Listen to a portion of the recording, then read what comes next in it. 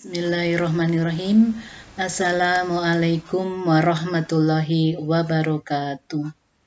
Ibu bapak guru hebat, apa kabar? Izinkan saya kesempatan ini akan menyampaikan presentasi aksi nyata modul kurikulum.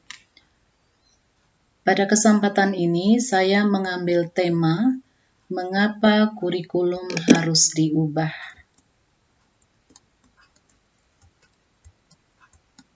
Sebelum kita membahas mengapa kurikulum harus diubah, baiklah kita lihat dulu pengertian dari kurikulum itu sendiri. Apakah kurikulum itu? Kurikulum adalah pedoman penyelenggaraan kegiatan pembelajaran untuk mencapai tujuan pendidikan tertentu. Kemudian, apa toh alasannya kurikulum itu harus diubah? Jadi, yang pertama, agar relevan dengan perkembangan zaman. Kemudian yang kedua, agar memenuhi kebutuhan belajar murid. Yang ketiga, agar dapat menyiapkan generasi muda yang visioner. Inilah ketiga alasan mengapa kurikulum itu harus diubah. Kalau kita tilik perkembangan dalam dunia pendidikan, Ibu Bapak guru hebat, 10 tahun yang lalu, Ibu Bapak mengajar selalu memberi tugas dan mengumpul tugas murid dengan menggunakan kertas. Tetapi zaman sekarang, Ibu Bapak sudah menyuruh anak mengumpul tugas melalui beberapa aplikasi, contohnya WA, WhatsApp, kemudian email, mungkin ada menggunakan Google Classroom, ya. Kemudian penyimpanan data pada zaman dahulu kita menggunakan CD, ya.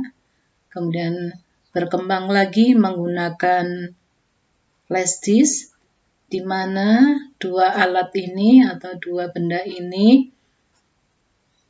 ruang penyimpanannya itu terbatas. Dan berkembang lagi penyimpanan itu menggunakan Google Drive, di mana Google Drive ini ruang penyimpanannya tanpa batas.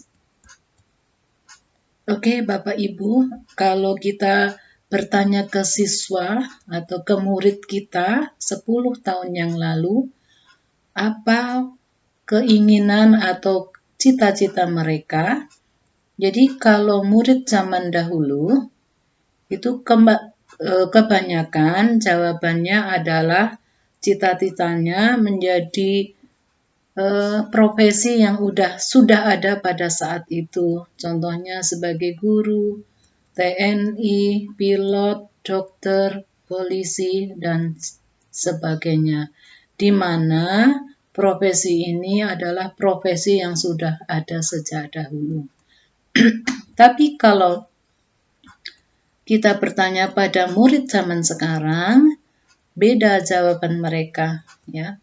Jadi mungkin di luar pemikiran kita, bahwa jawaban mereka adalah ada yang ingin menjadi animator, gamers, tiktoker, youtuber, dan sebagainya. Bapak Ibu guru hebat, kurikulum yang baik adalah kurikulum yang sesuai dengan zamannya dan terus berkembang atau diadaptasi sesuai dengan konteks dan karakteristik murid demi membangun kompetensi sesuai kebutuhan mereka sekarang dan masa yang akan datang. Menurut Ki Hajar Dewantara, pendidikan itu menuntun segala kekuatan kodrat yang ada pada murid atau anak-anak agar mereka dapat mencapai keselamatan dan kebahagiaan yang setinggi-tingginya, baik sebagai manusia maupun sebagai anggota masyarakat.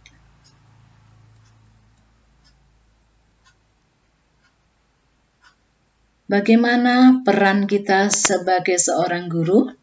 Sebagai seorang guru harus mengikuti dan memahami tren kehidupan murid kita yang tergolong generasi Z dan Alpha, di mana menurut hasil penelitian bahwa generasi Z adalah generasi yang mereka sulit dipisahkan dengan media sosial.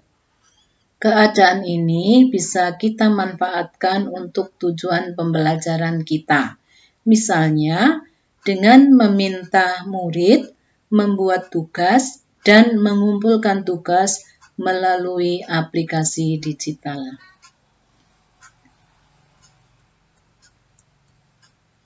Jadi, rancangan kurikulum harus memperhatikan kebutuhan siswa, pendapat dari berbagai ahli atau orang atau tokoh, bahwa pengalaman hasil belajar serta kepentingan murid sebagai perwujudan utama. Sejatinya, kurikulum dirancang untuk murid agar dapat mewujudkan seluruh kompetensi dari kurikulum tersebut. Untuk mewujudkan harapan dari kurikulum, ada